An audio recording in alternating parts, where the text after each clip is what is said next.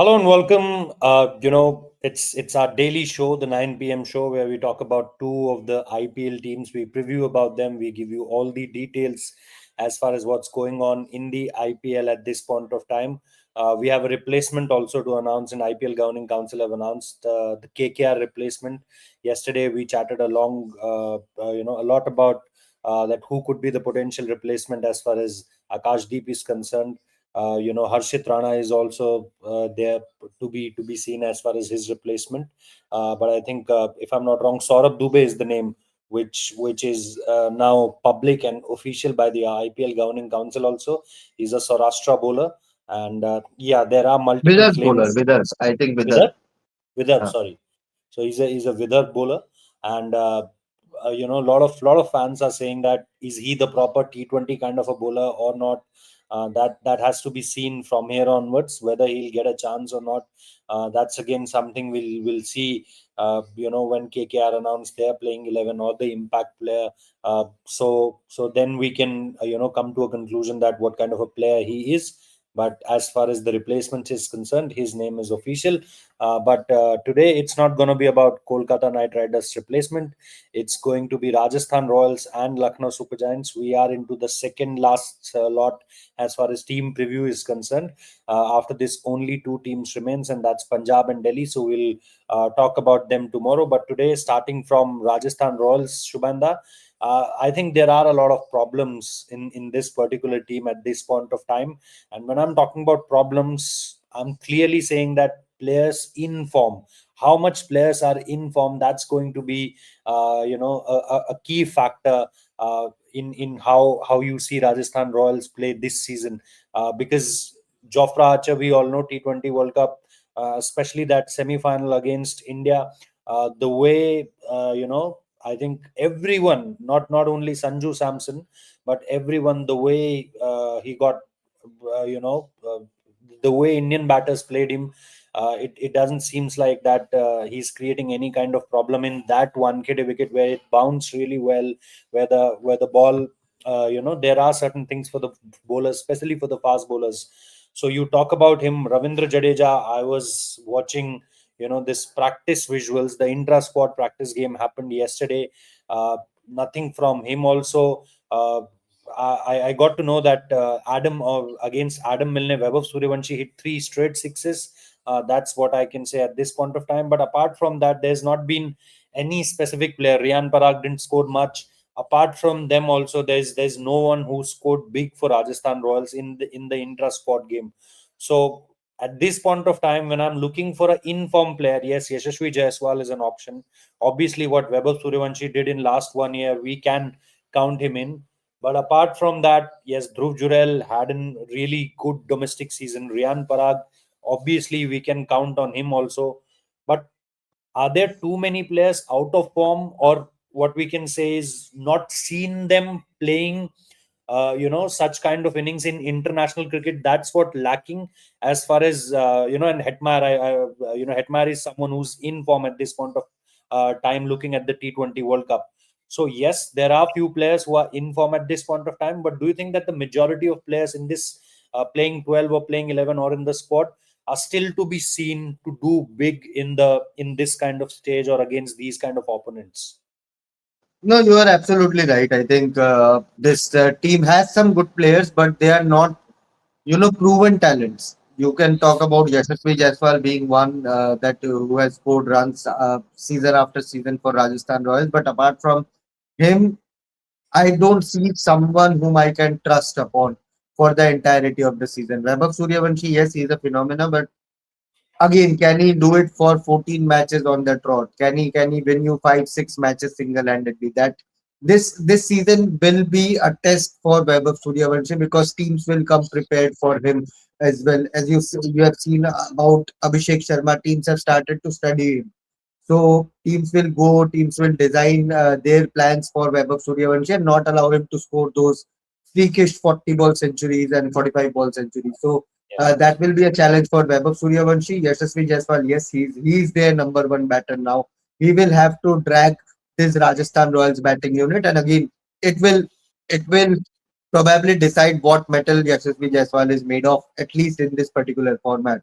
Apart from that, you never know which Shimran Hetmeyer turns up for you. Yes, he was in excellent form in T20 cricket, but can he do it consistently over a 2.5 month tournament? I have my doubts. Uh, Shubham Dubey did play some cameos last time around. He was really good. But again, with I feel that he will get a enhanced role, increased role in this season. But again, can you do it for 14 matches? You don't have that experience. You don't have that trust factor where you can go and rely on a particular batter apart from Yashasvi Jaiswal. Riyan Parag, again, this will be his breakthrough season. Captaining the side for the first time, like a proper captain for the full season.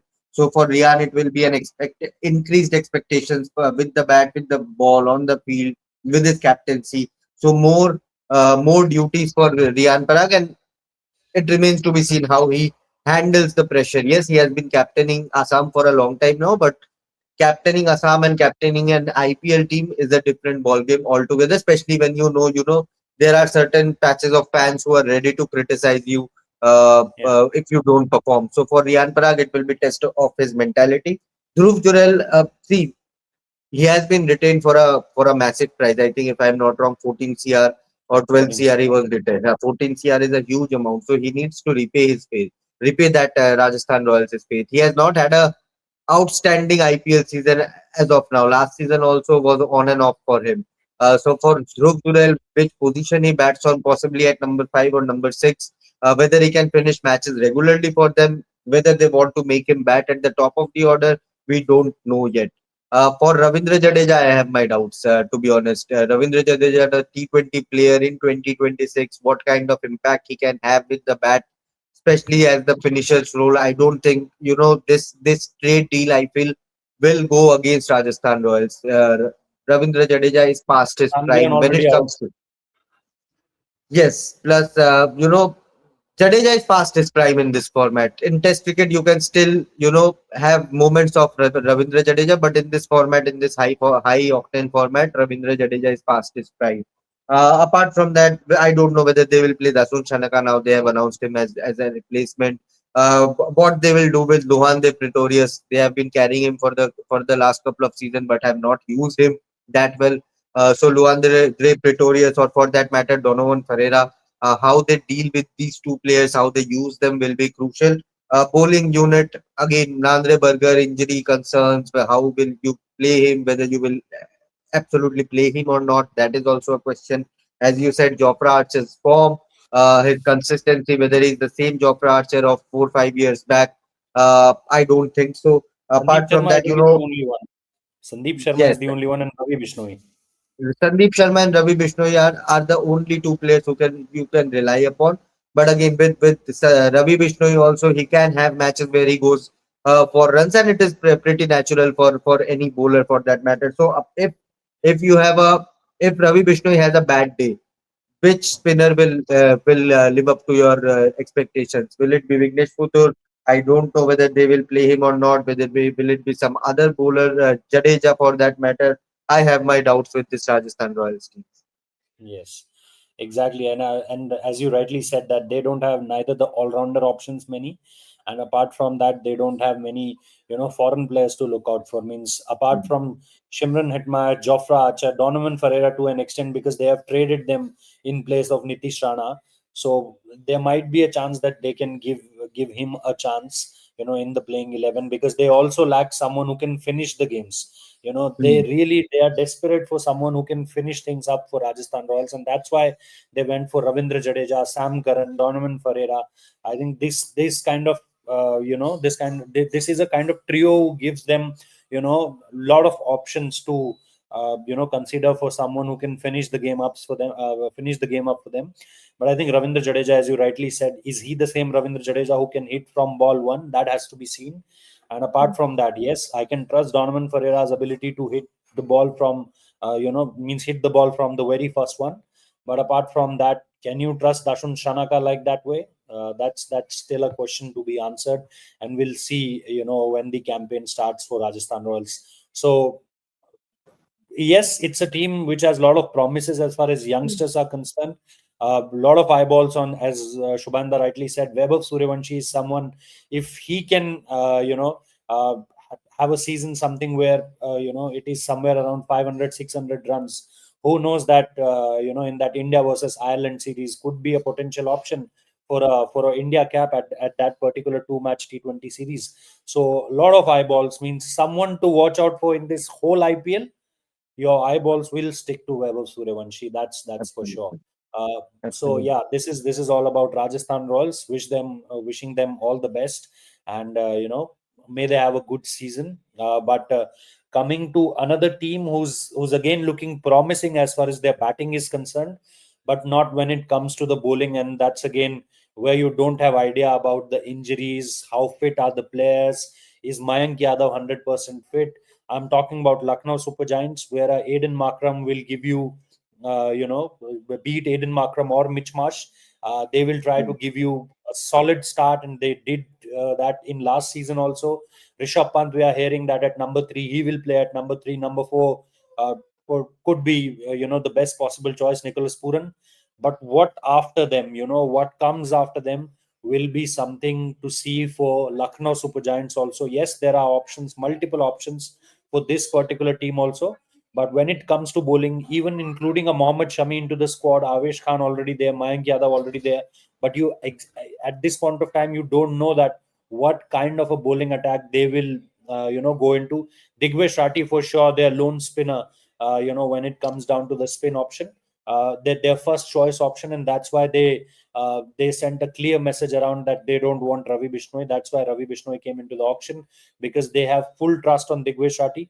But apart from that, Shubhanda, what do you think? Their best possible 11? How do you see that? And do you think that again the finishing role, at least Rajasthan Royals have options? Do you think that Lucknow Super Giants also have good options there? And if yes, let's talk about that and the bowling part of Lucknow Super Giants. Lots of issues in this side you talked about. Who else in the batting order? I think this is a season where Abdul Samad, after a brilliant Ranji Trophy campaign, can have a Mm, very good season with the bat. Same with Ayush Badoni. He was recently called up in the India squad as well, so that confidence of scoring runs for India and all. If he can have a really good season, these two players, Abdul Samad and Ayush Badoni, then things can. Uh, Play out pretty well for them. Similarly for Shahbaz Ahmed as well. He was mm, also called up in the India squad. Had a very good domestic season for Bengal. But Abdul Samad, Ayush Badoni, Shahbaz Ahmed, how these three players do in your lower middle order, I think that will define Lucknow Super Giants Giants this season. Of course, they have the bowling department is the place where the most concern lies. Uh, you have an Avesh Khan who has been injured or in and out. You have a Mohammad Shami whom you don't know whether he's still at his mm, best when it comes to IPL level bowling. Uh, you have Mohsin Khan who last played a competitive cricket in 2024. You have a Mayank Yadav again similar. Comes, plays a couple of matches, gets injured during the IPL and is out for the rest of the season, rest of the year. So plenty of concerns in the bowling department. You will have to depend a lot on Andrik Nokia, but he can be expensive as well. He has been expensive in the last few tournaments or matches he has played as a bowler. So, the bowling is somewhere. Batting wise, I feel they are sorted. Now that Rishabh has decided to bat at number three, that's a good move. But bowling wise, I think they have a lot of concerns. I really don't think that their bowling can live up to the expectations, the pressure for the entirety of the tournament. That is where the problem will come for Lucknow Super Giants.